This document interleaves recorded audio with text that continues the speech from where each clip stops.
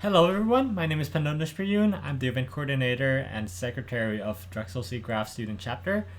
We are going to be going over downloading ZBrush Core Mini and go some basics of how to use the software.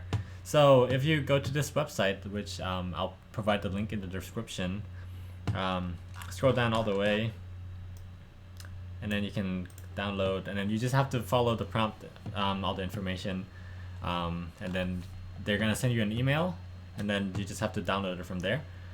Should be quick and easy and fairly straightforward, so please take a moment and do that if you haven't already. And we're gonna hop into ZBrush Core. So this is the overall layout of the software.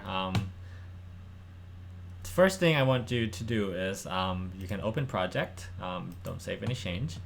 I have a jackalope right here, but you can open, this is a PNG format and this is a ZPR project, and we're gonna provide our pumpkin for you to start off with for the competition, but you can open it up. I'm just using this for the sake of demonstration so I can move things around. So first I want to go over the navigation. ZBrush is known for its hideous navigation system, but you'll get used to it, I promise. It is not that bad. So I'm going to use a pen right here because you should sculpt with a pen tablet to reduce the strain on your wrist, because clicking and constantly clicking is not that great for your wrist. So if you don't have a pen tablet and you consider sculpting, please invest in one. If not, you can use a mouse for now, since this is probably gonna be like your first introduction to ZBrush. So just try around, see if you like it. If you like it, then please consider invest in one of these. But anyways, how you navigate is clicking and dragging would rotate around. Holding Alt and clicking and dragging would pan you around, and if you hold Alt, click, start dragging, it would pan, right? And if you release the Alt key, it would zoom in and out.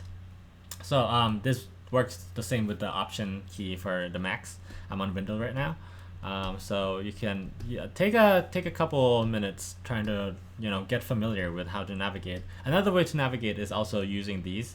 You can do practically the same thing as I did, but it will be much more beneficial to you to learn how to navigate the way that ZBrush intends you to do, because you can move around much faster with this. So yeah, so general way of creating stuff. I'm gonna click this sphere and not save to create a new sphere, and I'm gonna show you how to work around stuff. Generally I like to use clay build-up brush to create like blocks of stuff. So to add clay to it or use the main functionality of these tools, you just click on the object. Clicking outside would rotate you around, but clicking on the object would add the clay. If you hold Alt and then click on the object, it would subtract the clay, or do the inverse functionality of the brush.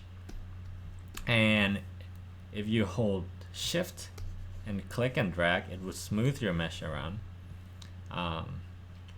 If you need a larger brush size, you can hold S or press S and drag, and this would adjust your mouse size. And what the brush size comes into is, if you turn on polyframe right here, you can see that there are subdivisions, these triangles right here.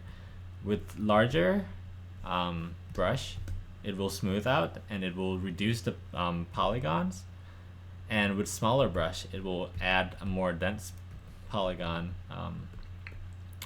density right here. So if you turn it off, there you can actually see like these grains right here. So it is better for you to start blocking in with like larger shapes and then create the overall shape that you want. So you can create something really quick with like large brush, and this is generally how you should approach creating sculpts, because you don't want to create something small, like very detailed, and then go back and realize that you need to adjust this larger shape and risk losing some details. So just generally work from large to small, and then add the details later. Don't try to create high detail sculpts right away from the beginning, because it won't do you any good in the long run. Just keep that in mind when you sculpt. And my general workflow is using, these are my two main brush, the clay buildup and move brush. Move brush is pretty simple to use. You just click and drag and just like push the clay around.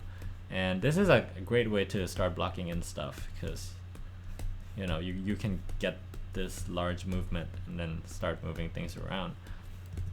And I'm gonna do something fairly simple and then maybe go around different brushes and show you the functionality, but you can just explore how to use them. Okay, I'm pretty happy with this. Snake hook brush, let's go. Snake hook brush is basically creating like these large extrusions. So if you need, like, for example, like horns, you can like drag them out. That's probably okay, yeah, that's a better size. So we can create horns like that. Slash brush can create creases for you, so I'm gonna do that for the eyes. So you can divot that in. And in combination with that, we can use pinching, which creates a large, sharper edge, and H polish, which allows you to create hard surface, or like smoother, more mechanical shape or form. So you can hop back around between brushes, explore, see how you like different ones. And ideally, another thing with pen tablets is if you have pressure sensitivity, it allows you to have finer control than a mouse. Otherwise, you would have to adjust this like a lot, like to create like stronger brush stroke and like lighter brush stroke. It is just way more work. So I think I mentioned pressing S to create changing size. If you hold press space, oh never mind. That's the full version. I think it's U. Oh, U for the intensity, which is how strong these brushes work on these. For presentation, you can use these different materials, and changing the color. You can only use one color for the time being, since this is the limited version of the Zbrush. Zbrush Core Mini is, it's useful as its own way, but it's good to start working and learning how to sculpt, and then if you consider this as something that you might want to do, then our school has the full Zbrush license floating around. I'm not sure if there's a way to obtain that, or if you have to be in a lab, but it is way more complex and there's way too many functionalities. So I think ZBrush Core Mini is definitely a way to go into ZBrush and learn how to move around, because ZBrush Core, the full ZBrush version actually is quite intimidating.